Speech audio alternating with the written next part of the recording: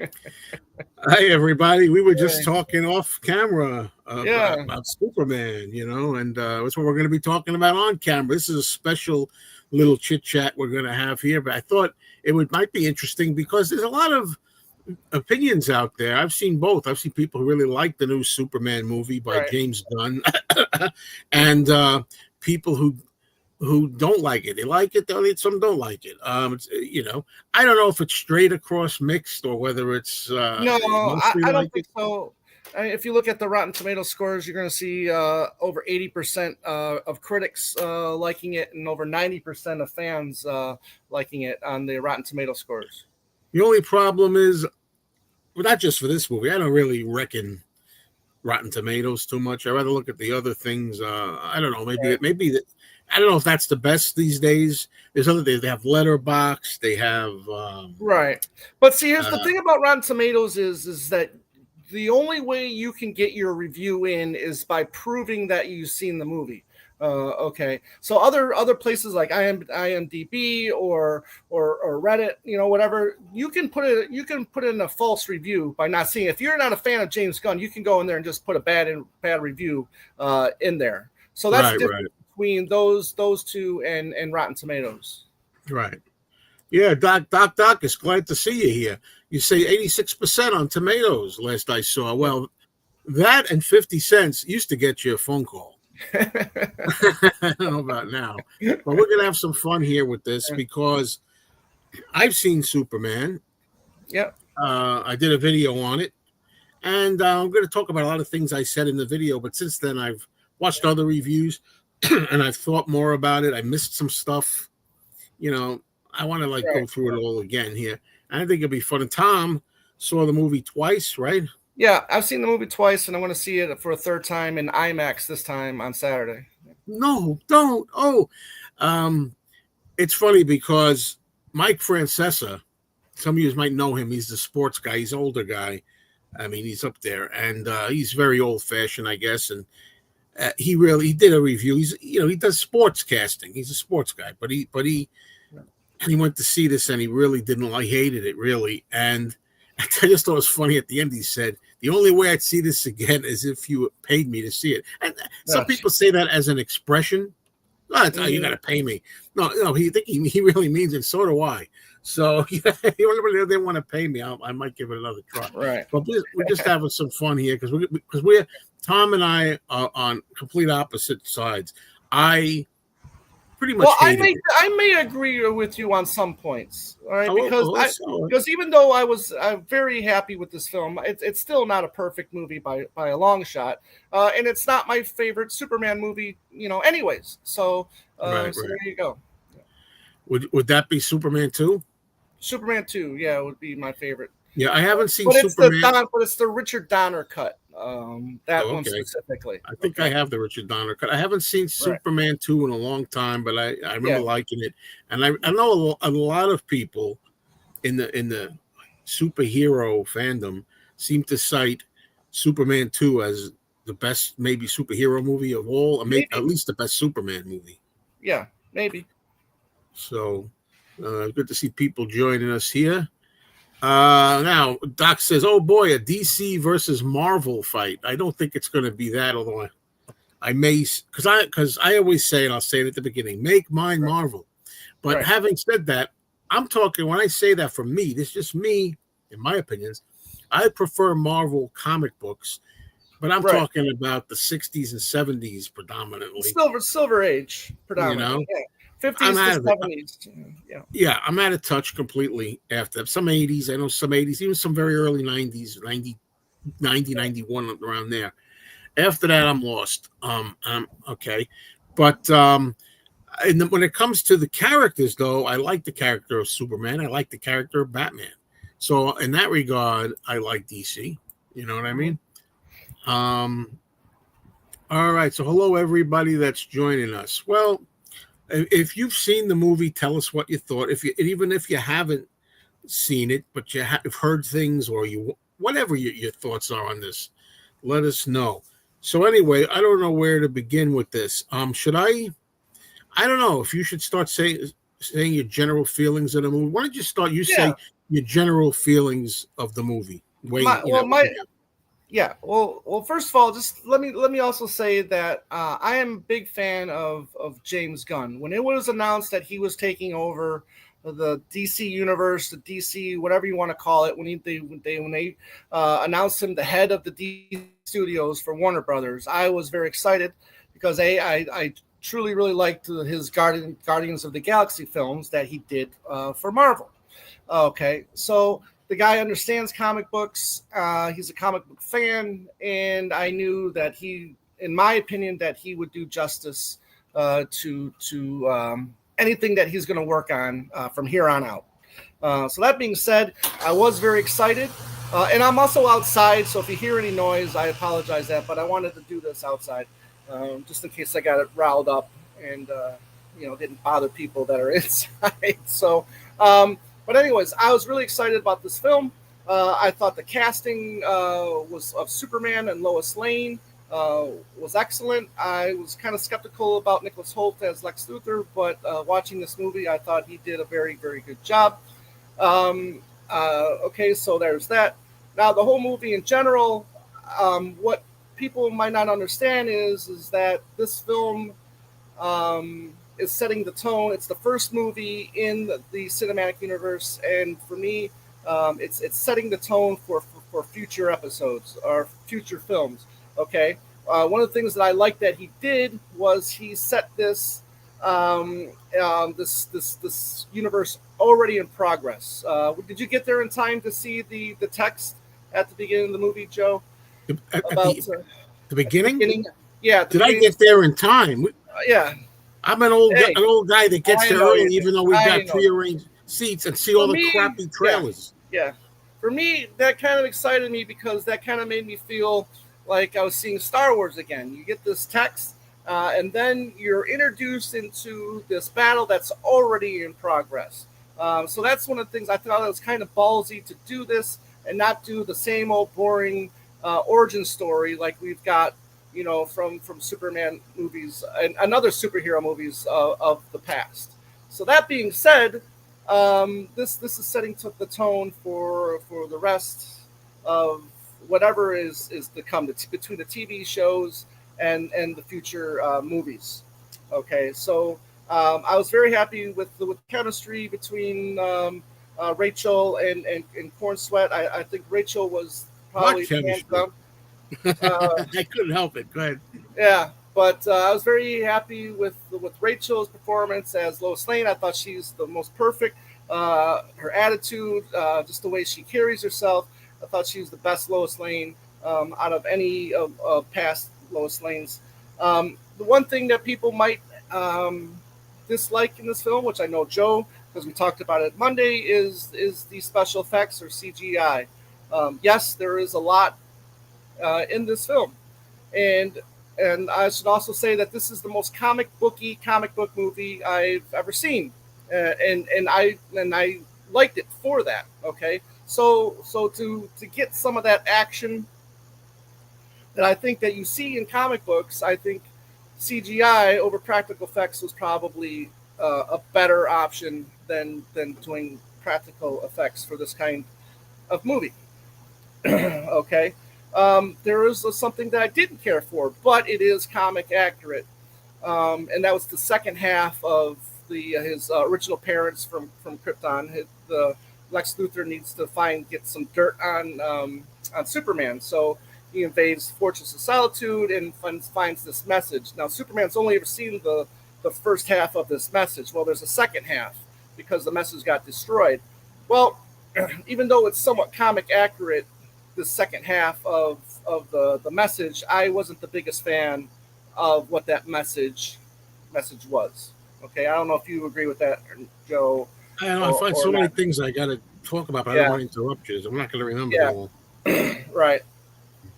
I know a lot of people may have had a problem with Krypto being introduced into this film. Well, I say I thought it was one of the best parts of the movie. Another aspect that I liked about this movie is that it blends the Silver Age Superman and the modern age Superman. I think it blends the two together well. Okay, that's there's a lot of it takes from a lot of the history of Superman, all in all different kinds of incarnations, and he blends them all well, in my opinion, in this story. Um, I liked. Now, a lot of people are also saying, well, okay, there's a lot of characters in this film. There's a lot of They always do people. that. Even in Superman 2, they try to do that a little bit. Well, yeah. But, Well, I mean, there was a lot of characters in The Godfather Part 2, though I don't hear anybody complaining about that. Okay. that's the thing.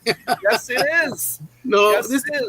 we're gonna have to interrupt. This is No. Superman's movie. It's Superman. He's the hero. And it still Not was these other Superman. guys defended him through the whole Superman damn is almost- movie. Superman is almost in every scene of this movie. He's in. Oh, you're getting beat the shit beat out of him. And that's another Superman. thing, and I'm glad you brought that up, because the other thing that I'm very happy about in this movie is that here we got a Superman that's a human being first, and a superhero. He's learning how to be a human being, for a human caring being first, and then he's gonna learn how to be a superhero later. He's a caring. The speech he made at the end was one of my favorite speeches in any superhero movie.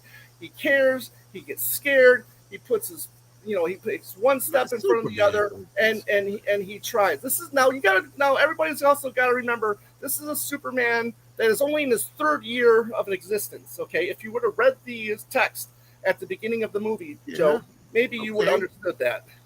It doesn't matter whether I understand it. Am I going to talk young Superman? No, this is my show. I'm not going to remember everything. Go ahead. I know.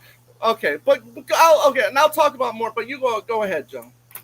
Well, all right, we can go in and out. Well, yeah, right. Where do I begin with this? I mean, first of all, you're going to probably want to interrupt me too, because you're going to want to respond. Yeah. I'm sure of it. Comic accurate. Here's the thing. Like I said, I don't read comics from today. I know you've talked about it being comic accurate as being like an asset, and I think to myself, if the comics today are so crappy, and from what I know about it, I said Silver Age and Modern Age. Well, you think this is comic? Yes, because one crypto came from the Silver Age. Okay, Jimmy Olsen was a chick magnet in the Silver Age, and Superman had robots at his Fortress of Solitude in the Silver Age. The Silver Age being the period of the 50s, of the 50s to 70s. Okay, because I'm not, because I say I'm not claiming to be 100% knowledgeable on all things Superman. I only know what I grew up with, which is basically. I guess some of the Kirk Allen things, George Reeves, Christopher Reeve mainly. Right. I think the last Superman movie I saw was in the theater was Superman 3, which is terrible. Richard Pryor. Yeah, that was a terrible movie. Yeah. But I like the character of Superman. Though Superman was Superman. But other than that, I remember. But and maybe I saw The Quest for Peace. I don't know. But I haven't seen anything past that, so I'm way out of date with it. But so we're talking about. You were saying this is the most like accurate comic book. Yeah, right. But to me, I have seen a lot. I mean, I've seen a lot of going into Marvel. I've seen a lot of the Spider-Man, the reboots of Spider-Man, and the one with the multiverse Spider-Man, and they all look the same to me. Like I don't see how this is any more or less comic booky than all the other ones. They all have the same kind of things to me. Well, I think they all they've taken bits and pieces of whatever they've inspired them to do the movie. Yeah. All right. Well, what can so I'll say a few things. I mean, I don't want to I want you to get back into your stuff, and maybe we can bounce off each other. Tell me about a few things that you didn't like about the movie besides everything. Few things. Everything except for one thing. But first of all, the thing with no origin. Okay. Now I agree with you. I understand where you're coming from, especially as a long-time fan. It's like, how many times do we got to go through the origin story over and over again? But they could have made it kind of short. They didn't have to make. I think in the Chris Reeve one, the first one, they make it kind of a lot of stuff about it. It's lengthy. Right. Even the old 50s TV series with George Reeves has the first episode is the origin kind of thing. Right. It's funny though. On one hand, people are saying, "Well, this is really not for you," and I said, "It's not. This is not a movie for me." I think this is really good for a lot of youngsters. I think this is the kind of movie a young person, if they've never seen a Superman movie before, or maybe they've seen the last few newer ones, they can really get into this. But don't you think newbies require an origin story? I mean, not everybody's seen it. Yeah, no, not necessarily.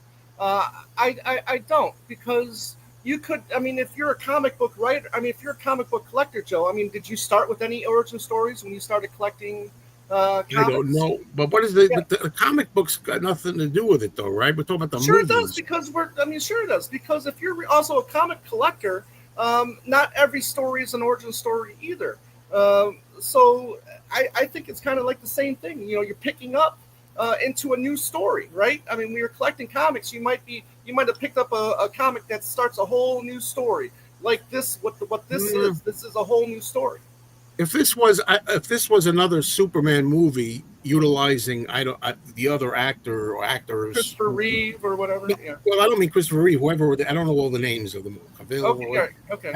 All these people that were Superman the last movies, Man of Steel, all these people. Then I could see it just like Superman 4 didn't introduce them, and Superman 3 didn't introduce them again with Chris Reeve, because we already had that. But if this is a brand new reboot, say, in a way for the modern day, I think you need a little origin. I mean, that's one thing that bothered me right off the top, is that they just pay lip service to everything. Everybody has to know already. They give you a little bit of text to fill you in on it, and I'll try to get to some of the comments. But give me a little time, folks. Yeah. But that being said, is I can see that happening in future movies, right? I mean, let's say, because Ma and Pa Kent, right? We only got a little snippet of them. I can see like in Superman 2, right? Superman's in a crisis, and he can think back to a flashback where Pa Kent maybe gave him some kind of advice while he was dealing with some kind of adversity as a child, and then seeing that scene, and then going back into the current scene, and then him doing what he has to do to defeat the enemy. Mm-hmm. But I mean, just for me, and again, I know the origin. Right. It's not for me. I'm talking on a cinematic sense. It should have had it. Looking at it objectively, I don't. I could live without it. I've seen it a million times, but I thought that was. But that's the first thing. The other thing is, I think you were going wild for Lois Lane in this movie. Yep. She did nothing for me. This Lois Lane. We're going to start to get into a little list, which I didn't say too much in my review, and I should have. The bit about, without using the word. The thing, everything's got to be, the woman is really the strong one. She's, in this case, Lois Lane, and I'll get to Phyllis Coates, because she was strong too in the Adventures of Superman. That's what I liked about him. But still, she could be a damsel in distress at the same time that she was very strong, no nonsense reporter, and she could hold her own. Phyllis Coates in the old series from the 50s could hold her own, and she was a tough woman. Strong, but yet she also, could be in peril and stuff like that. In this movie, you've got Lois Lane as some kind of, what seemed to me, not so much a reporter trying to get a good story, although she does an interview in the beginning. But basically, I didn't get her as a roving reporter. What basically with her, she's driving a spaceship, and she's got Perry White on the spaceship. It's Perry White and Lois Lane. And the color of Perry White's skin has nothing to do with the origin of Superman whatsoever. I didn't say a word about that. But there were people that I know. There's people that are thinking about that. Yeah. Well, I mean, I like things to stay true to originals, and that's the same. Right. I've said this many times. If I'm watching the Black Panther, I expect a certain character. If I'm watching Luke Cage, Hero for Hire, Power Man, I expect it to be who it is. And stuff like that. But that's not even I didn't even mention it. It's not that big a problem. I have a problem with Perry White and Lois Lane being in a spaceship or whatever the hell they're driving. Mike Francesa was so funny when he was talking about that. And going to save Superman. No, Superman saves you. Superman helps you. But of course, they also want to. Here we go. I got to say it. I didn't say it in my and Barry White. I'm laughing at some of the comments. Um, they also they do this, and people talk about this, and I really try not to notice it. They're trying to emasculate men, and let me tell you something. When it comes to crying, I believe men should cry. I cry, okay? I cry. It's not all the time. I wish I could cry more than I do. Right. But when I cry, my girlfriend sees it. Like right in front of a friend of mine once. I have no problem with men crying. Let's get that straight. But Superman shed a tear, but he's done that before. It's not the He's did biggest it. thing. Christopher Reeve shed a tear in the first Superman as well. That's why I said so. It happened before. So the thing is, I have so many things I want to say though. Because I'm not a comics guy and a DC guy, I didn't know any of these superheroes. Right. Mr. Terrific, who was Mr. Terrific was fun in the film, but completely a clown through the whole thing. I don't know if that's just the way he is, but okay, but he was fun. And the other guy that had the baby, and he was like a ghoul or something. Metamorpho, the Element Man. He's Who? he's from Yeah, the comics as well. He was actually once offered to be a member of the Justice League during the Silver Age as well. So he has been around for many but he decades. was whoever it was in this movie. Who's Right. Green Lantern then? Who's what Now, Green now there are three Green Lanterns that watch over that sector that the U.S. or the world I should say is in. He's the third one introduced in comics. He is my favorite Green Lantern. That's another reason why I really like this film is because I like that character Guy Gardner. And I'm glad to see that his role is going to be continuing in the next two TV shows for DC Comics as well. So he's going to be sticking around for a while, his character. How many Green Lanterns were there in the movie? One. But One. there are, one. Yeah, but you see, I know you're talking about what you like, and I Right. think these movies should be approached as if nobody's ever read the comics. I mean, it's for book fans Right. too. Right. Yeah. Obviously. But it's also explaining along the way. Didn't Okay? explain. Here they are. They're part of the Justice Gang. Okay, they're brought to you by the Maxwell, corporate, Maxwell Lord, who's had just got a little brief appearance in the film, but they're explaining it to you, and I had no problem following it. I had a lot of problems following it. So did my girlfriend. So because they're not telling you anything. That's how movies are made today in general. It's like. I just watched today with my friend Anthony off topic. I watched Kill Bill Volume 1 and Volume 2. The whole thing's, Right. Everything, the whole story and history and everything's laid out. You don't know why is Lois Lane in love with Clark Kent? We know that they had a thing. It happened. But I mean, you just start that they're together. I could say so many things that I don't even know where to begin. Well, that's one example. Like, why are they in love? What happened? And let's not say, well, in history, we know. What's in the suitcase in Pulp Fiction? That's a different thing completely. That's supposed to be left to the imagination, that whole thing. That's supposed to be. This could be too, but you already know the story, Joe. You already know. No, that's baloney because I don't think that should be a complaint because you already know. It's a big complaint. Never mind about what Joe knows or what Tom knows. There's lots of people that went in, maybe never seen a Superman movie before. Don't talk to them. Talk for you.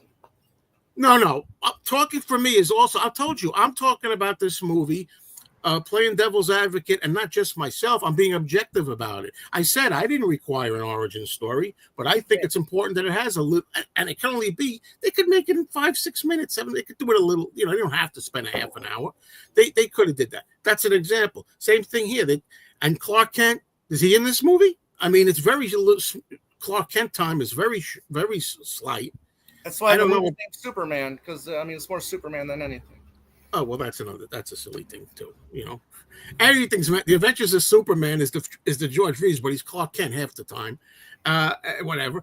And the Superman, like I was saying, because you're a TV show, Joe. It's a TV show. You have the time to do this. Okay, he's trying to tell a story, which I think he did in a 2-hour time span. He can tell any story as far as I'm concerned. Yeah, he did. That's what was missing. And also, I was saying before, Superman.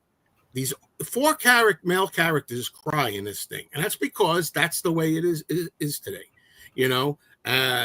Superman Whoever that, I said Green Lantern, whoever that guy was, that Guy guy Gardner.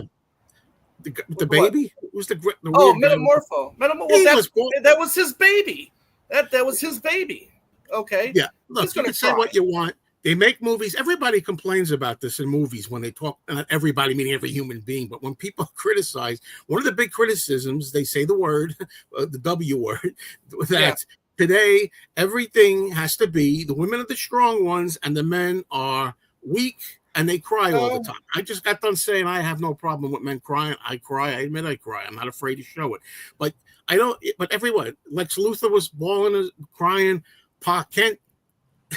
Cry a little bit. Well, he was a sobbing mess in that movie. I'll give you that. You know, I mean, come on, guys, get it together. But mostly, forget the crying now. I mentioned it, but Superman. I've never seen a more ineffective, weak, always in trouble, needs everybody's help.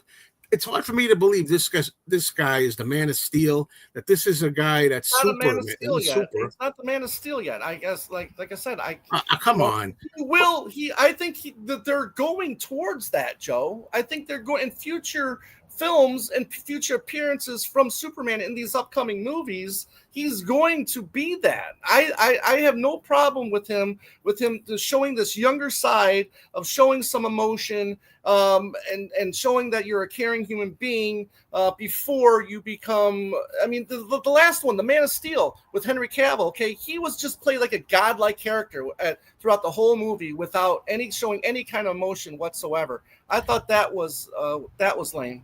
I get a kick out of people here trying to like with the suitcase in Pulp Fiction and this. Why is any woman in love with it? Look, when you're watching Superman, you want to know first of all, how does she know he's Superman, and how they get along? They just do it in progress, like we're supposed to know already. That's not good movie making, as far as not at all. And I want to know more. I disagree. Well, pick up the comics. No, you don't have to pick up the comics.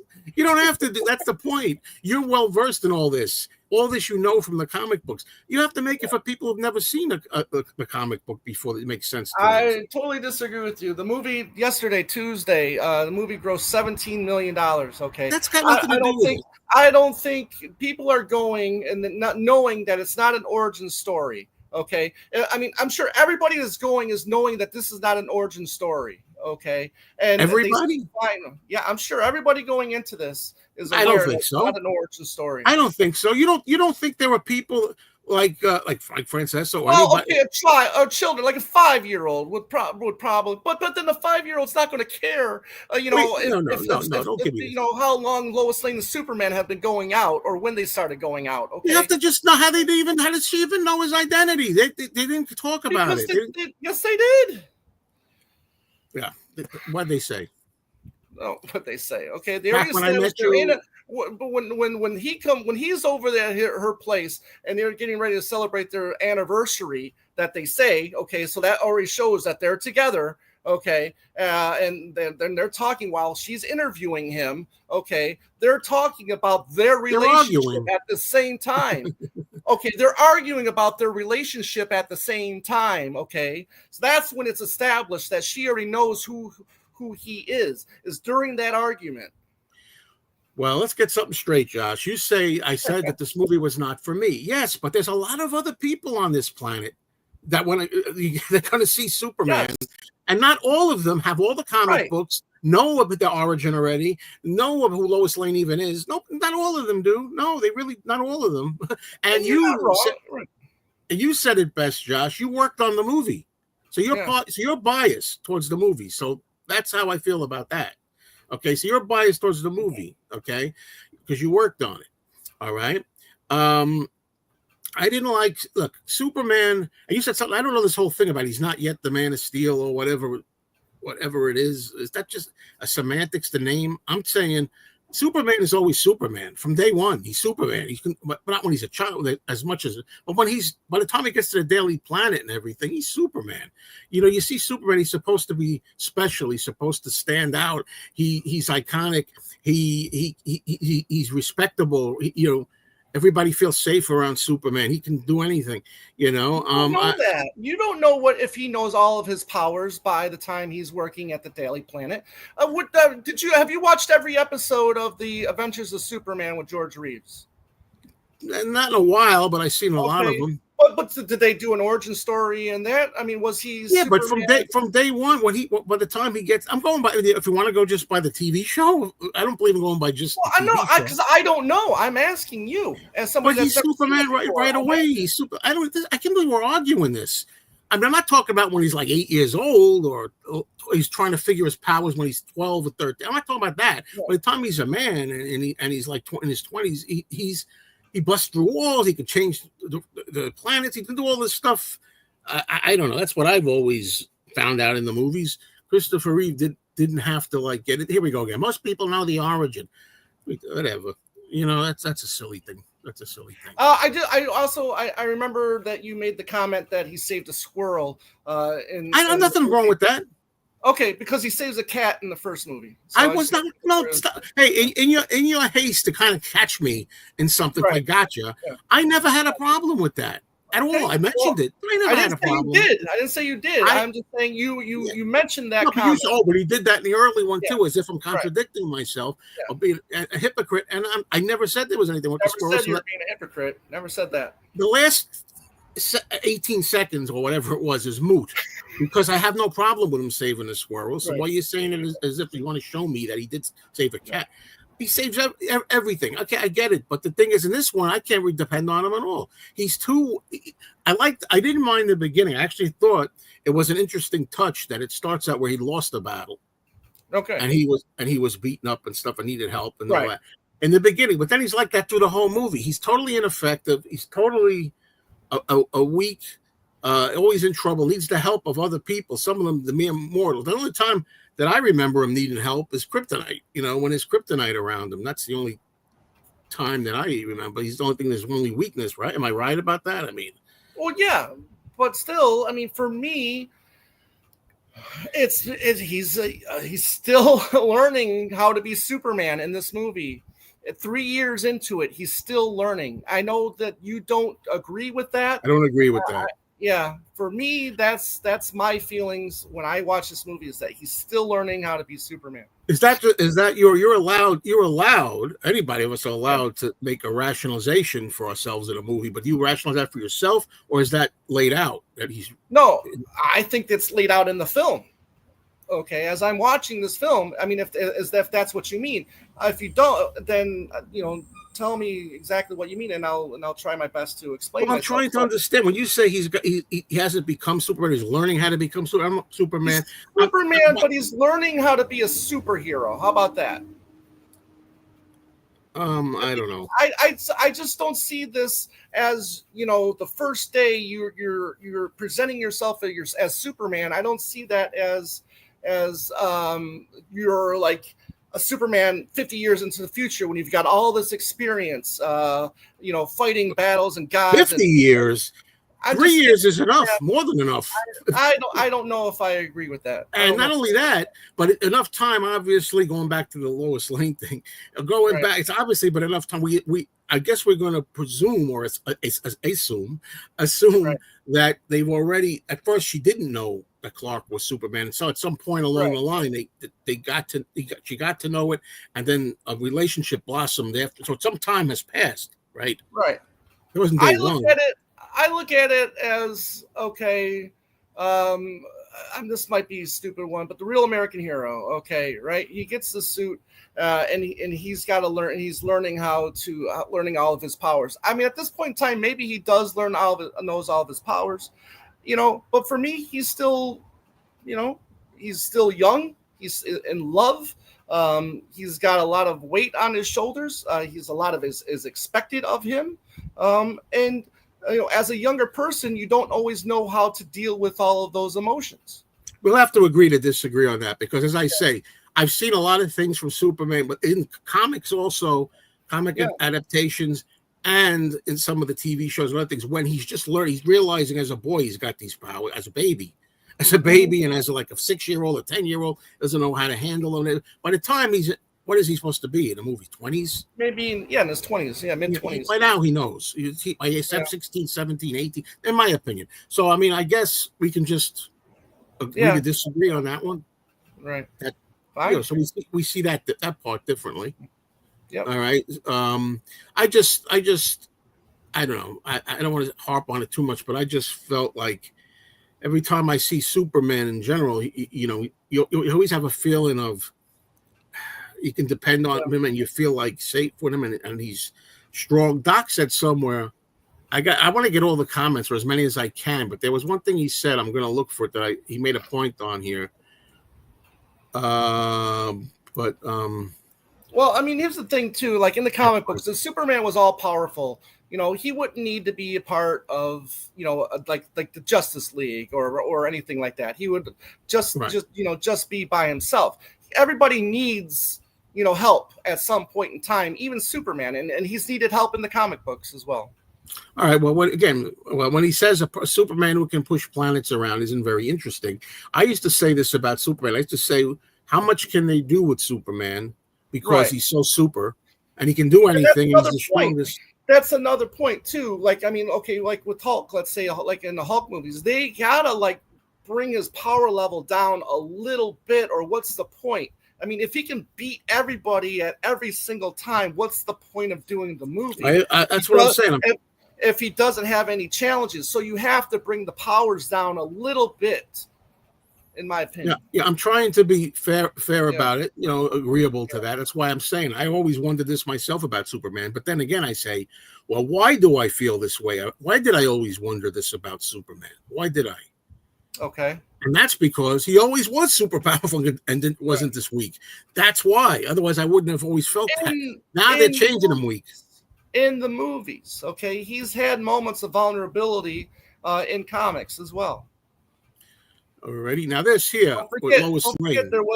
Don't forget that there was a storyline, The Death of Superman, where he does die. Yeah, I know. He didn't really die though, did he? Or did he come back? Well, no, he died. Yeah, but then he was cloned and and all this stuff. Yeah, there was comic books. Superman. Okay. Well, but obviously they can't look. You keep harping on the comic books. This happens in the comic books. This is faithful to the comic books.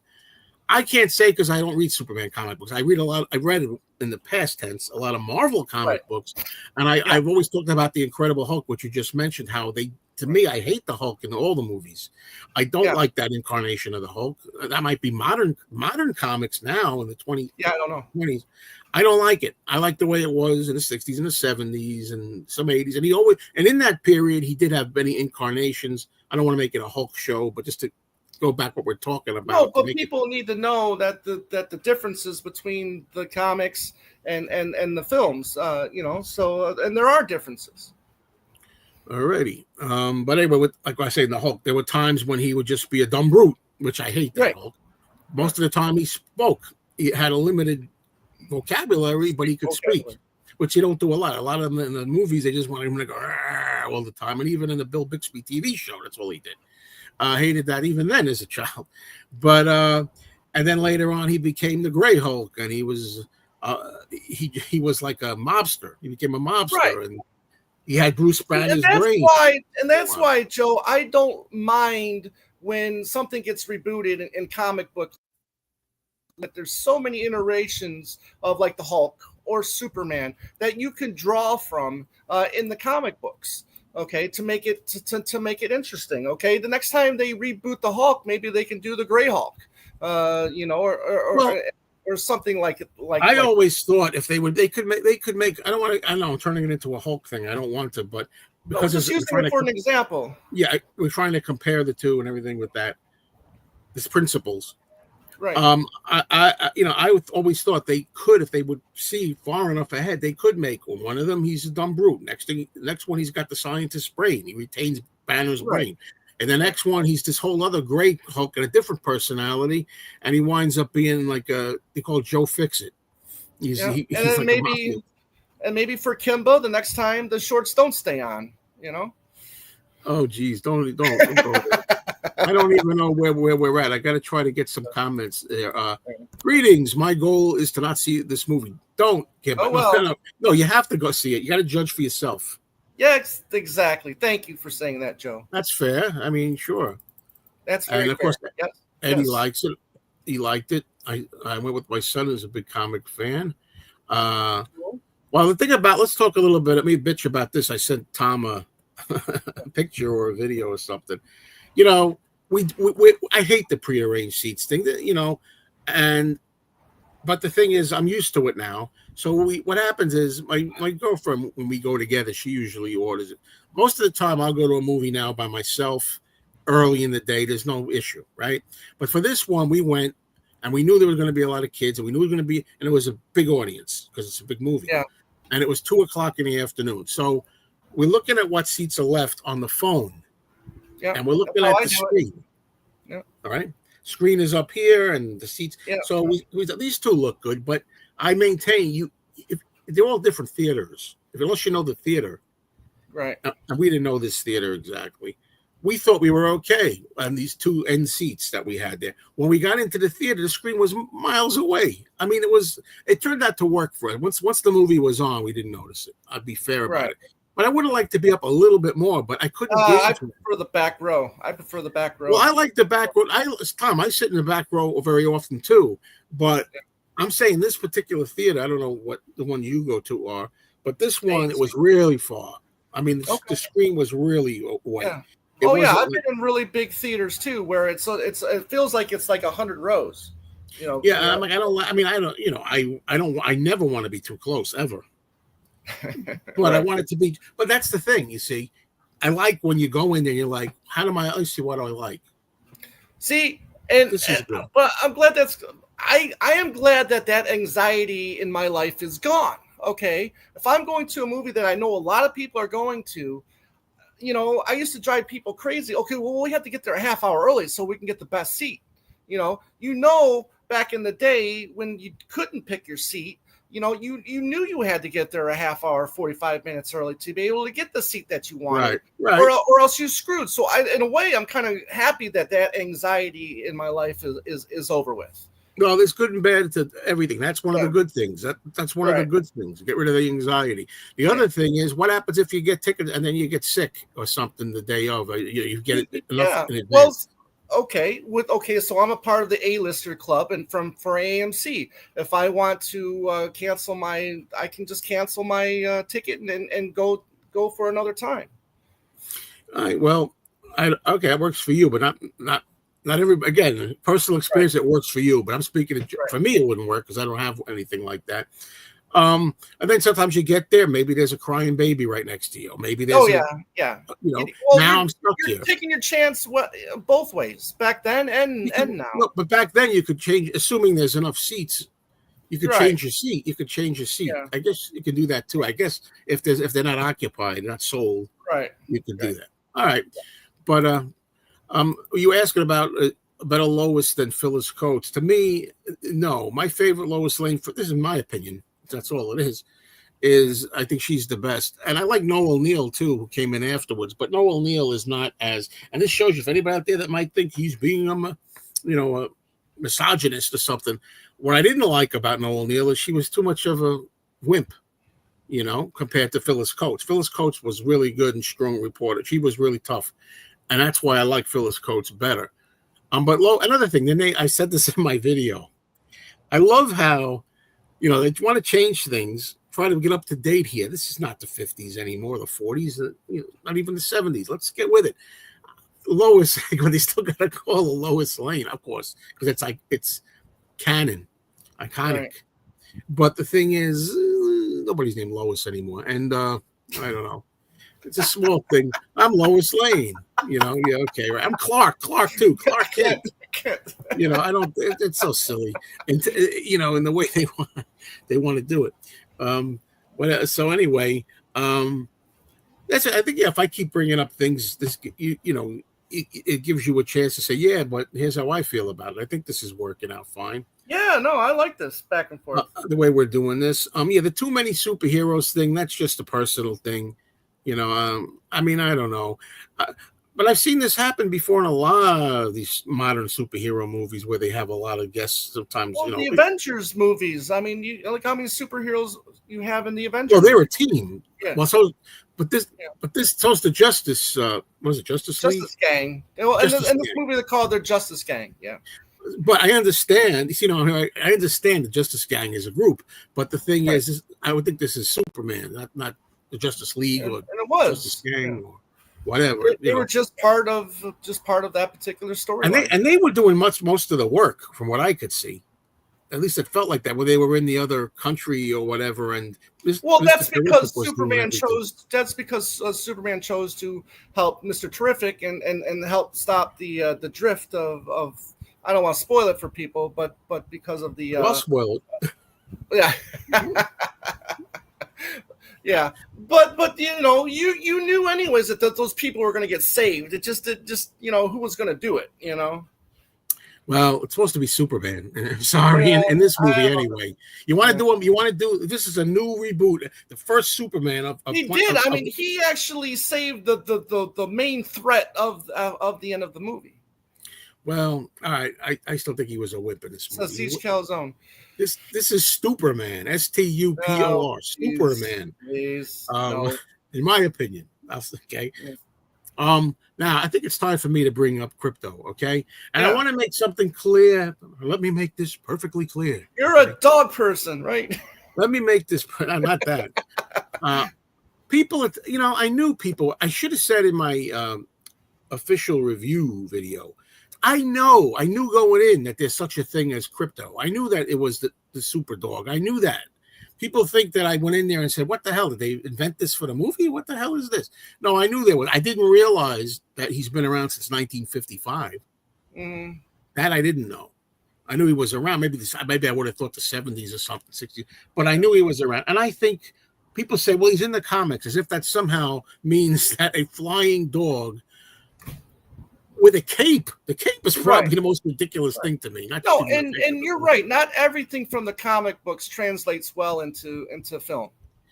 I mean, I gotta say, you can try to be fair again. The opening scene, here's a little. It's not that much of a spoiler, but when the dog saves him and helps him to get to the Fortress of Solitude in the beginning of the movie, that worked well to me. I thought it worked well. When Krypto saved Superman, but then it got to be too much. It seemed like Krypto was doing more than Superman was at times too, So anyway, I think overall, I just don't like it. I don't want to see Batmite in a Batman movie. I'm sure. Hopefully, you don't want to see Mr. Mxyzptlk either. I'm sure.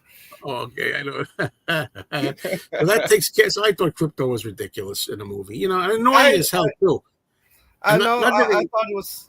Go ahead. Sorry, finish your thought. Not very well behaved either. He was he didn't obey his master. Because we later learned that he doesn't, Superman's just watching him. He actually now belongs to Supergirl, who. Oh, should we get into Supergirl since you brought her up? Yeah. who is going to have the next feature film. Don't see Supergirl. Unless she's grown up. This is ridiculous. Boy, oh boy. I saw Supergirl in 1984. It wasn't a great movie. Terrible. The one with Helen Slater, but she was Supergirl. Okay. Now again, here I am again. Watch myself, Joe. Watch yourself. You don't know all the comics like he does. Maybe she was a drunk, stupid, immature, annoying kid in the original comic books. Tell me she wasn't, but she wasn't like that in the 84 film. She was no. The differences between Supergirl and Superman in her most recent incarnation of Supergirl, she whereas Superman was sent as a child, Supergirl actually witnessed the planet blowing up and her family being killed. All right, so that's the kind of difference between Supergirl and Superman. So she in this the storyline that they're following, Supergirl, Woman of Tomorrow. What the drinking is is for her trying to forget the past. Oh, well, okay. I see, but that didn't really come out in the movie, though. Again, Well, again, it was explained. He's in his chair saying, she can only drink the red sun.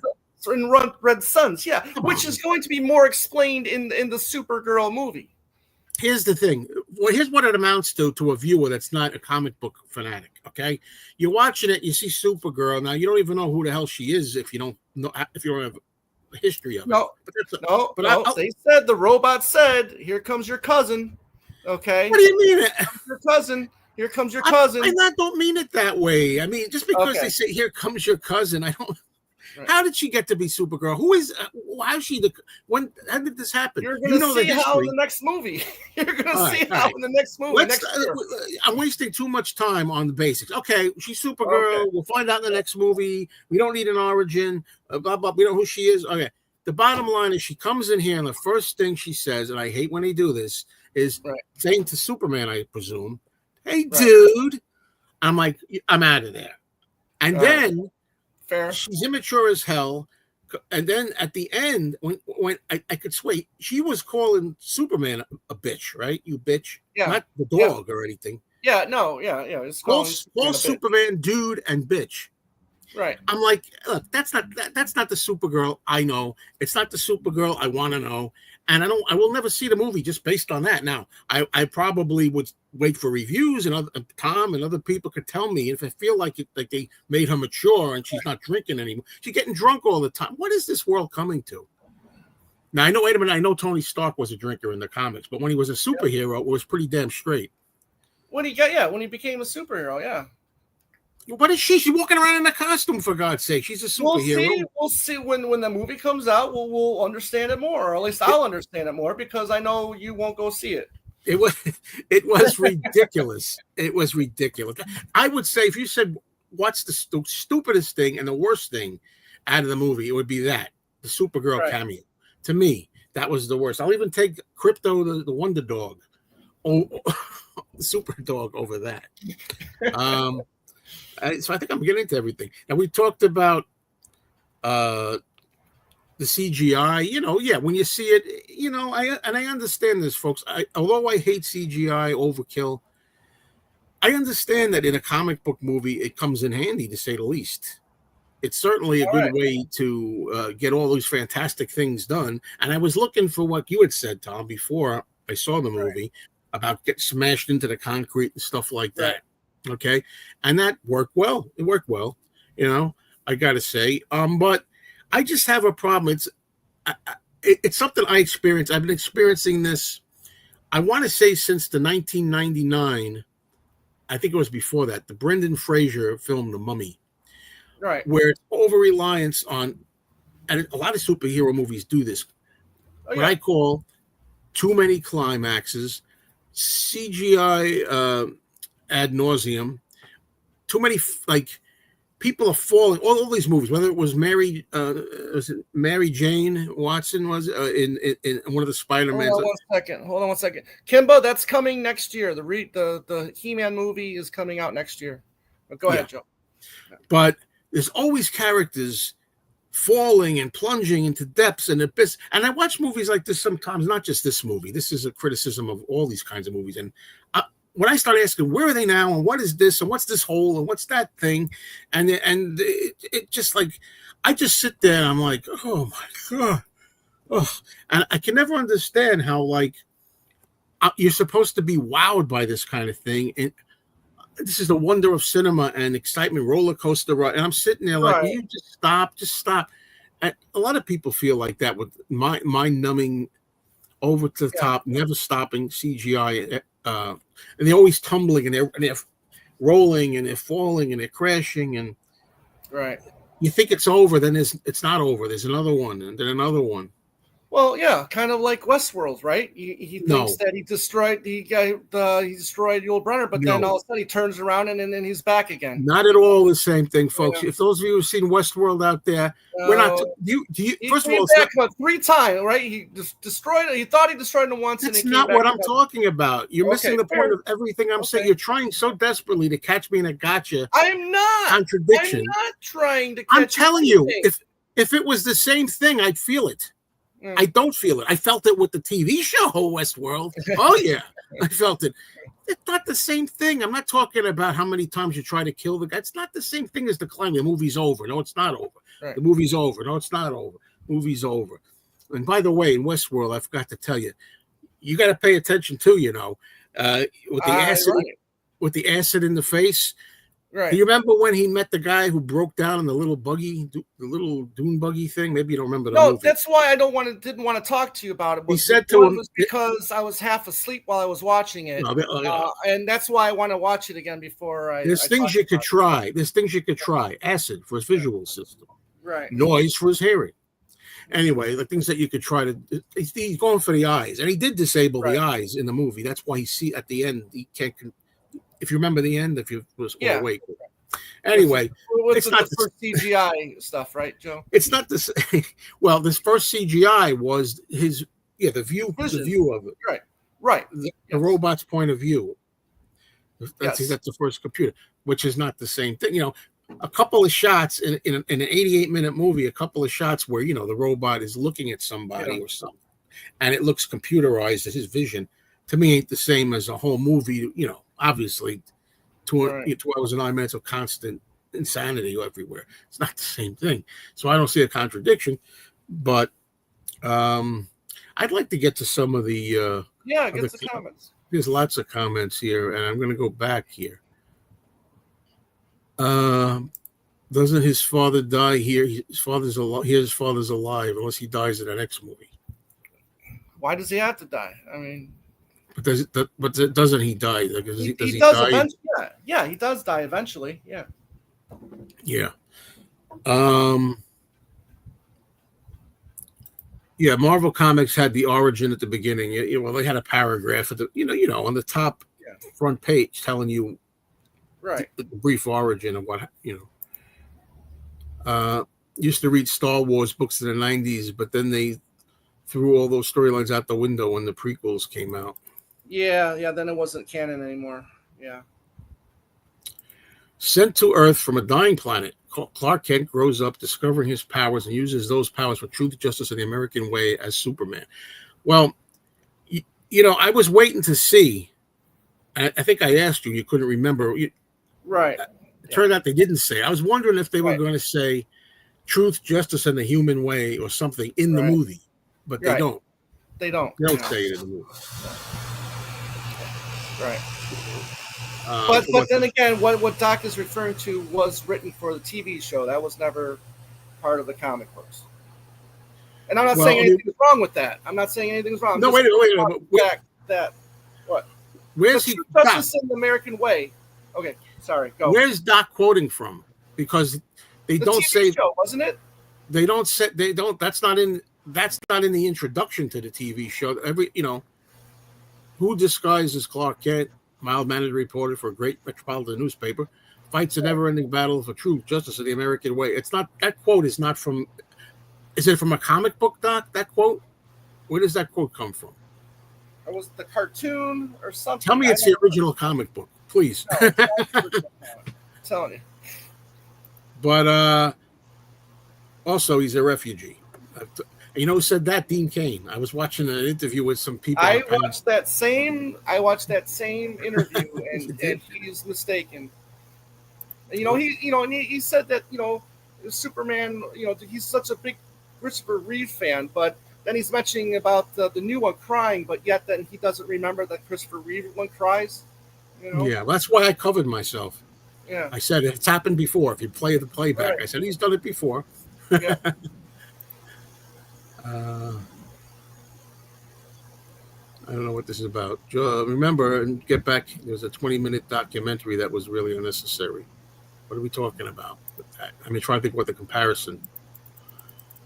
Yeah, don't tell. Yeah, 3,600 Green Lanterns. Yeah, so Green Lantern Corps is a universal, it's a galaxy-wide group of superheroes that have sectors that they have to patrol. Okay. Hello, Eric. Thanks for joining us. That's okay. Still make comments. Yeah, well, I did. Yeah, I thought I would make the review like a rant video because I just came out of the theater and I wanted to remember it right away, everything, and I wanted to feel the passion. A lot of people do that. I've noticed, but for what it's worth, on movie channels, they come right out of the movie and do it in the car. I've noticed that. Mrs. Harris Goes to Paris is greater than Superman 2025. I agree with you. It was a much better movie. So I'm a little mixed up with this. So how many people knew who Captain America was when they go to see the movie? I'm not sure what. I gotta give me 1 second. Uh-oh. I take a phone call. Yeah, that's what they should call it. Not so Superman.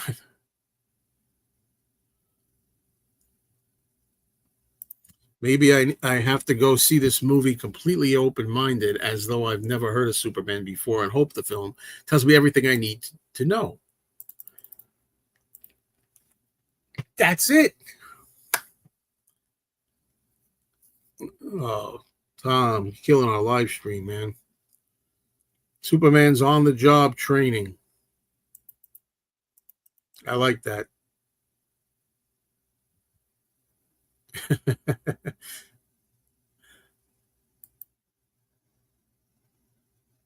Superman light. Yeah, definitely. Look, it depends what you're used to. Like Tom and I have discussed, what are you used to? What are you willing to accept? Are you willing to accept the change?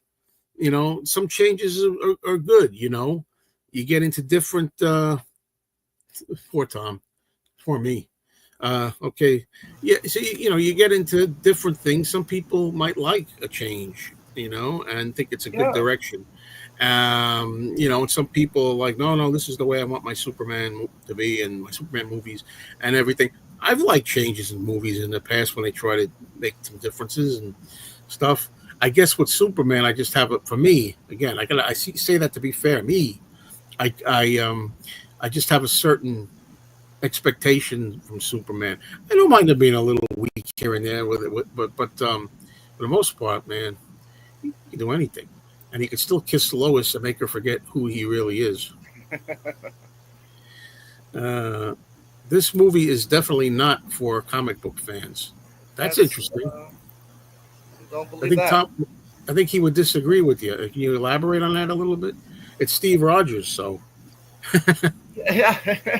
Captain America. Well, like again, a lot of the movie is taking from Superman comics from over the last decades. Which suck. Everybody, comics are done like everything else today. Oh, I didn't talk about Lex. I didn't talk about Lex Luthor at all. Right. What's the actor's name? Lex Luthor. Nicholas Hoult. Nicholas Hoult. I thought he was good in the sense that he was. I think he was a good actor. He was good in the movie. I have nothing to go on. I just thought he looked a little too youthful to me. That's just my bias. I don't know, but I thought he was good, and maybe he's supposed to be like that. Maybe it's the right thing. I guess I'm used to Gene Hackman looking like an older guy or something. And I don't love Gene Hackman either in it, to tell you the truth, but I don't love the character that much either. But I like the fact that he studied Superman, right? I love the fact that he's got this whole plan laid out. He's got a person in a cage waiting for him to bring Superman to, so he can control him in this cage. So I like that he's smart and he's got a plan. He knows Superman so well, he even knows his fighting style, and that's why he calls out the numbers to Ultraman to fight Superman. So I like that he was smart in this movie. But he was crying though. He was really well, you know what? Oh well. What a sensitive Lex Luthor, man. That's too bad. Paul McCartney said too. If we knew better, we would have been crying more in the. Well, I told you I believe in crying. It's just I don't want to see Lex Luthor crying. That's all. Yeah. No, I get you there. I totally get you there. I'm trying to defend the movie, but like I said, I think it's not a perfect film. Yeah. Take Joe. No, I think Joe's done. There could be anything. It could be a guy with a top hat in front of you. It could be somebody that smells. It could be anything. And of course, there were a couple of people that had to keep lighting up their phone and looking at it. Yeah. That's why these days I don't go to the movies much, and when I do go, it's usually a matinee by myself. Usually. Yeah. Bill Cassara wrote a good new biography on Phyllis Coates. He's written books about Ted Healy, Edgar Kennedy, and Vernon Denton. Books just about those actors themselves. First of all, Ted Healy, I couldn't give two shits about because all he did was drink and ruin the Stooges when he was with the Three Stooges. Edgar Kennedy, I'd be interested in, and Vernon Dent. I mean, nah. I'd only be interested in Vernon Dent if he was giving interviews about what it was like to be the foil for the Three Stooges. Well, we're not. You get your tickets. We're not going to talk too much about other stuff here, but the MP venues you wanted. You talking about Paul McCartney? Yeah. Hi, Rob. Appreciate your take on Little Superman. I couldn't stand it. I came out with a headache and didn't feel joyful like I did with Christopher Reeve. Superman. I'm 57. It's not. I disagree. I found a lot of joy in this film. I like the lightheartedness to it. It's action packed, and I thought it was a very fun movie. I don't know the story of this, why she only had one season. Yep, and Margot Kidder, I never liked her much. To be honest with you, a little too gruff or something. But the thing is, I'll take her 10 times over this Lois in the new movie. 10 I don't, I'm just saying, like character wise. I'm not saying if I had a choice. Who's got you? There's a comedy that works. And there was something this Lois said that was funny. I wanted to remember it. There was a funny thing she said that I really liked in one part. It was a good comic, really. I can't remember what it was. That's all right. Everybody laughed. It was really good. Will there be a follow-up? So you better believe it, right? I'm guessing. Oh yeah, absolutely. Signed on for a second one. This movie is on the way to make money. Yep. No, but I did know he will be. I suspect he will be in the Supergirl movie that comes out next year. Can we expect a Crypto franchise? Yeah, no, but he will be in the Supergirl movie next year. Yeah. Helen Slater, oh man, she was beautiful in that That's role. the thing, it's funny how sometimes you love a film from the past, and then like 30, 40 years later you watch it again and you're like, how the hell did I like this movie? Yeah, but I hope you'll feel like this in a couple of years for this movie, for this one, because you might wake up. Well, that happens all the time. Oh yeah. There's been a Supergirl TV show on for at least 3 to 4 years. Is she like mature and superhero worthy, or is she just I've never watched it. There was the Green Arrow one, there was the Flash one, there's a Supergirl one, all on the CW network. Oh yeah, I know. Star Trek: The Motion Picture. That was a dull movie. I referred to it as about a couple of years ago. I suppose on 4K box. I guess well, sometimes you can like a movie you didn't like previously, and vice versa. Absolutely. Yep, it's coming. That's what we were talking about before. Okay.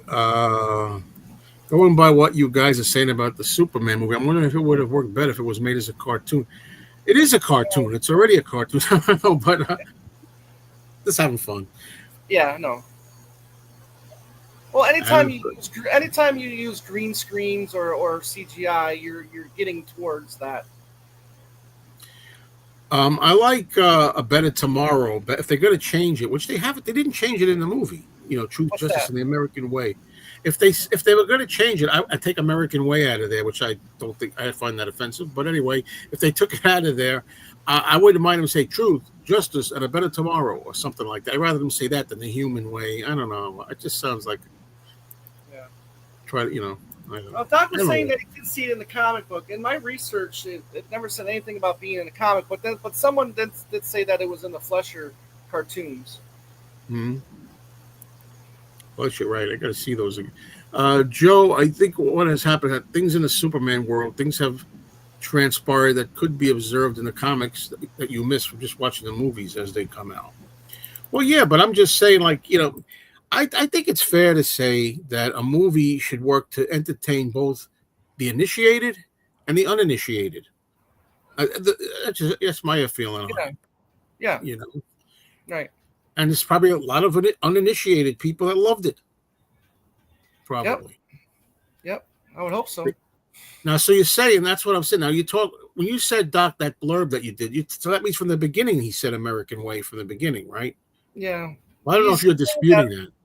Yeah, I am because I was been doing some research on that and seeing where it first came up, and they were talking about it being part of the TV show. Now, what year is Superman? 39? 39, yeah. Because I could see American Way back then in light of what was going on. Possibly, yeah, right.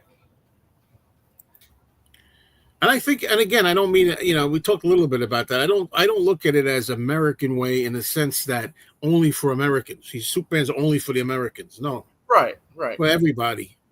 Right.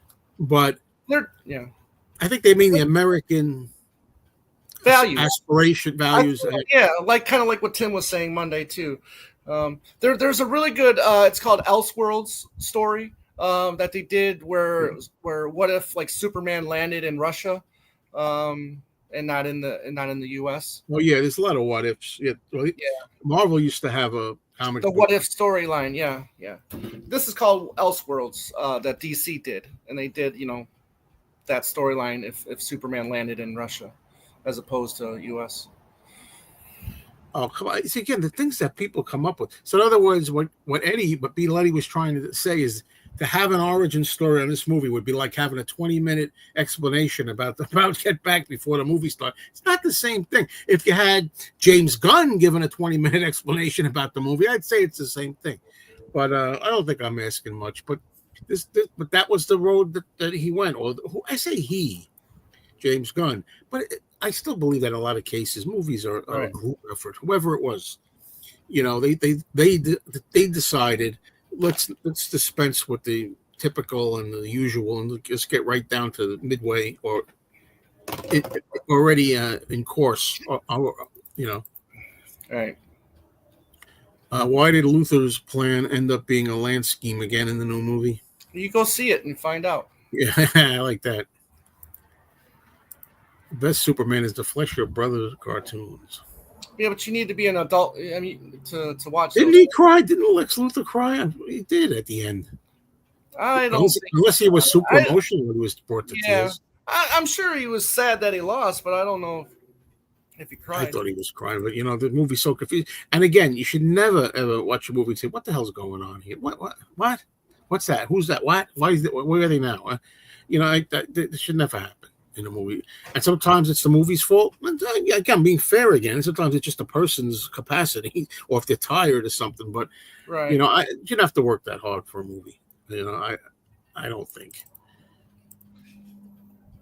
Up until now, I wasn't bothered about going to see Superman. However, Joe and Tom's very different opinions make me want to see it. That's great. So we've succeeded because I think that's fantastic. No matter what I'm saying, I say see it. Yeah. I kid around and I say, don't waste your time. But really, you have to judge for yourself. As the song goes, think for yourself. Go see it. Maybe the things that Joe doesn't like, you'll like. Maybe the things that I like, you won't like. Yeah, and I did. I cried after watching Superman, and I don't mind if the whole world sees it. In my case. All that money down the drain. Well, it's Penny Lane. What's up, Penny Lane? Penny. That was funny. That quote is from the Fleischer cartoon from the 30s. Well, 39 then. There you go. Beetlefish Chicago in 98. I bought a Paul McCartney autograph with Christopher Reeve autograph on it and 5 other autographs. That's pretty good, Mike. Wow. Well, one thing I want to say that I liked about the movie, and I didn't really like anything about it, but if I'm gonna be fair, my girlfriend and I happen to agree on this too. I didn't love this, but the scenes back at Smallville, I guess they were the home with his adoptive parents was a little bit more grounded, a little bit more develop a story, characters getting to know, and I understand that a lot of the children were probably like, "Oh, come on, we want more," right, flying around and beating each other up. But I kind of like that, and there wasn't much of it. But right, because like you say, those kids, their attention span, wouldn't allow for that scene or that moment in the movie to be longer. Sad. Yeah. I cried after watching our movie chat on Monday. Why? I must be missing something. So, was it that bad? Have you ever seen the Monty Python Superman sketch? It's called Bicycle Repairman. I have to go back and watch that. Ronnie Dangerfield did a special on NBC back in the early '80s, and with Bill Murray, and they were both kind of like playing dual. He's flying around. Is he flying around? Like, yeah, that's right. Yeah, on strings. Yeah, on the strings. Yeah. Look at all my notes. I think everything. I just want to make sure everything's covered. Yeah. I think I got everything too. There's a casting, and I didn't mind. Sorry, the actress Superman. I didn't mind the actor in the role. I just didn't like what they did with the character in this one too much. I get it. I mean, it is a quick-paced movie as well. I mean, you're jumping really relatively quickly from one scene to another. There's not a lot of drawn-out scenes. I think that scene while Lois is interviewing Superman, I think that scene in the apartment is like one of the longest scenes in the film. It just jumps out relatively quickly to scene from scene. Yeah, I just felt also, Jimmy Olsen was like, just they call it, the word is perfunctory. You got to have everybody in there. Jimmy Olsen, check. Right. Of course he's got to be. He should be in there. But I mean, Jimmy Olsen, nothing like my image of Jimmy Olsen. Somebody, I think it was Mike Francesa again, who he said he thought Jimmy Olsen was too old in this. I don't know about that. No, I don't think so. He's supposed to be younger than Lois and Clark. And he did. I thought he looked younger than both of them. Yeah. Oh, thanks, 50 Thunderer. Much appreciated. I'll split that with you, Tom. How much does that come out to American money after the 30%? Too funny. Yeah. So I'm not trying to just cut it short. I mean, we did a lot already, but we did a lot. I mean, if there's anything you want to, I'm up for. I'm trying to think if there's anything I could have forgotten in here that I wanted to say. Music. I mean, this is me again. It's not just this movie. It's any new movie. I never. In the old days, I'd watch a score of a movie in the 70s, and I'd be like, "Oh, what a score! I got to get that soundtrack out." To me, they were all the same, a lot of them now these days. I mean, for 25, 30 years. Like, not even that, because the Superman 78, 77, 78 Superman has a theme. It just all the music just sounds like it could be anything. Right. You know what I mean? It all seems interchangeable from all these movies, not superhero movies, action movies. It's all nothing like where Jaws had a theme. Right. I don't think this film is made for it, though. And I agree with you 100%. I agree. I mean, the John Williams score in Superman, I didn't even know it was John Williams. Yeah, it's John Williams. I mean, his score in the original Superman, I mean, it improves it tenfold, and it already is a good movie, right? But that score just heightens that film, makes it a greater cinematic viewing or experience. This one really doesn't have much music except for you got some music at the beginning, you got music at the end, you got very little. They have those themes, like you said. When we're first introduced to Lois Lane, usually when you're first introduced to characters, they got a theme, right? Like you said. But there wasn't really that much in there for this movie. Well, they used to have a thing. I don't know if it's called a cue or a person's theme. Like whenever you would see a certain character, like the shark in Jaws, the only thing I could think of quickly, you have the dun dun dun. That when you see the shark, that's his theme.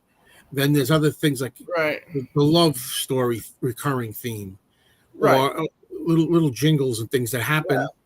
Right, they don't do that much anymore. In movies, it's just all this bombastic stuff that all sounds interchangeable to me. Right, I don't know. No? I will show this for people that weren't joining us Monday, but I did get like this. I mean, you can say it's a popcorn bucket, or you can say it's like a piggy bank because it's got a spot for change. But I did pick this up. This Daily Planet paper stand.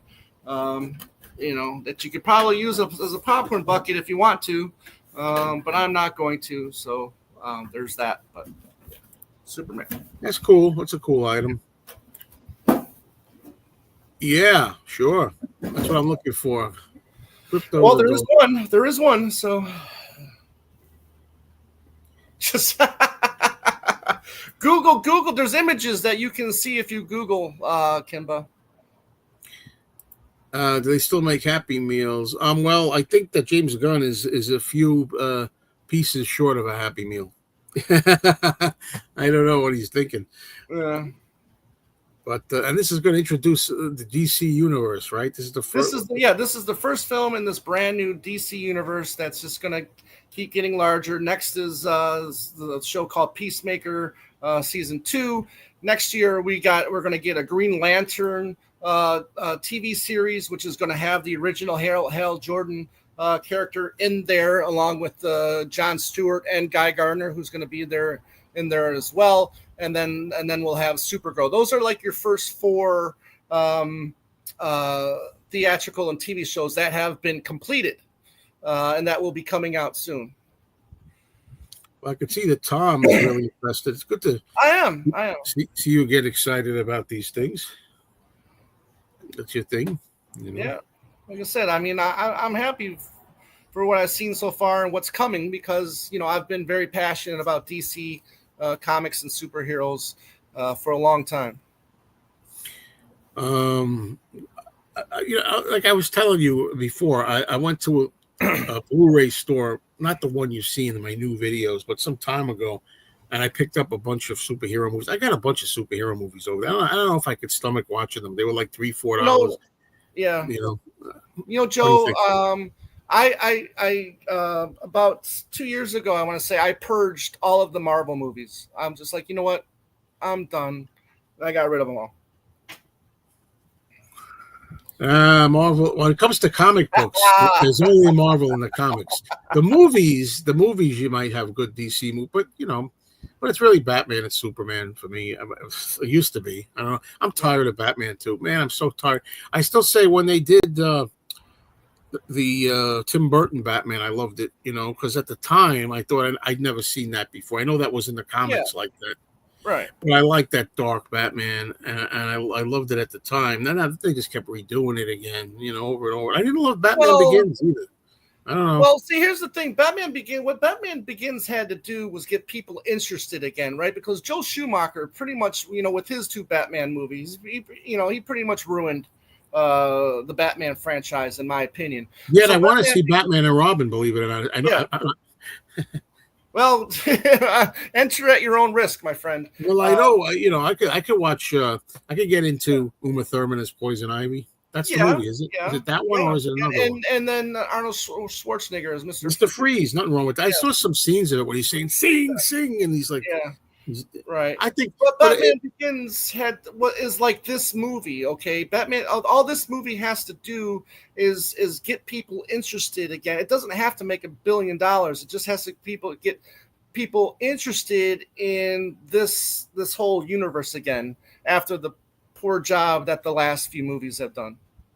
See, this is the thing. Everybody's got their thing. Tim Allen sticks with this one. He says, I know everyone thinks I hate comics, but I don't. But I didn't grow up with them as a kid, and therefore I have no interest in them as an adult. Fair enough. Oh, I see. That's what. Yeah. That's sad, Tim. That's sad. You got the anybody who hasn't grown up, or at least reading some comics, or hasn't watched The Little Rascals, wrong, huh? Right. Or Three Stooges. I'm probably going to give The Naked Gun a chance. Oh, I'm going on day 1, Thursday. When there's a Thursday screening, I'll be going to that. Yeah, we'll see how the Fantastic. I'm not seeing Fantastic Four. I guarantee you that. Things I've heard about it and what they did with. Well, and like in DC, the word is that they're going to portray Miss Invisible or Invisible Lady as the leader, Invisible Girl as the leader. That's what I mean. Things like that. And somebody told me, well, in the comics, she's been the leader. I'm like, ugh. But again, is it part of today's comics, which is the same thing as having the leader in the movies to make right today? Right. You know what I mean? Because they're changing it and making it more woke for today. Well. The thing is, I mean, even Lois Lane in her comics, she was a she wasn't a damsel in distress, let's say, okay? She was capable of doing things. Phyllis Okay? Coates. Well, also in the comics, she was very capable of protecting herself, not tripping when she's running away from a zombie, or Jason, so I buy into Lois Lane doing what she does into this film. I couldn't take anything about her in this movie. I hated her character in this movie. Yeah. Right, but she did make a good joke. I wish I could remember what it was. Something I seem to remember, like a big area, whether it was a ship. No, it was no. They were in the second time they had their moment, and a Superman comes in through the window, and you look out the window and you see the Justice Gang trying to defeat this big glowing monster that's in the sky. And she says something like, "Well, shouldn't you be helping them?" or something like that, or if that's the scene that you're. I don't think that was the line. About. Okay. Well, I didn't say that was the line. I think she said something like that though in that scene. In that new Lost in Space movie, Maureen was the leader, and I hated it. No way. They're so afraid. That's what gets me. How about sometimes the woman's the leader? Sometimes she's weaker, and she's like the old kind of woman. Why does it always have to be that all the men are weaklings and the woman takes over, or vice versa? Why can't it be that some women are very strong and some are not as strong, and some men are strong and some are not strong? I don't understand. It's got to be always the one. You know what? But I grew up in the good old days. I don't have to worry about it. It's not for me to worry about. It's you youngsters to worry about. I can watch the original Lost in Space and love Guy Williams as the great father and leader of the Robinsons expedition. That's funny. That's pretty funny. Yeah. Well, this was a good chat, Joe. I'm glad we. I think it worked out really. Even though I knew you weren't going to like this movie, I'm glad you went so that we can have this kind of conversation, because I enjoy having this back and forth with you. Me too. Whenever we see a modern film. Yeah, one thing I haven't heard yet that I was expecting to hear is you had your mind made up from the beginning you weren't going to like it. Not true. I mean, I guessed in my mind I probably wasn't going to, but I still keep an open mind when I go in there, and I want to like something. I want to like it, And I'm glad you brought that up. Because if you go into these movies, comparing them to past, movies or TV shows, you're not going to like it. You have to judge this on, in my opinion, you have to judge this on its own merit. I look at it that way. I agree with you, and I try to do that wherever I can with things like this. But the problem is sometimes you almost can't. It's almost built into a point where you can't help it. Right. To your psyche, like I'll just put the Honeymooners, like for example. Right. The Honeymooners. That's what the Honeymooners are. Jackie Gleason and Art Carney. I can't accept anyone else in there. Now, if they make a certain Honeymooners thing and they're funny, it's happened before. I mean, I can think of examples. The Mighty Joe Young movie. I love the original Mighty Joe Young 1949 movie, and Charlize Theron was in it as a Disney thing, and I thought it was pretty good.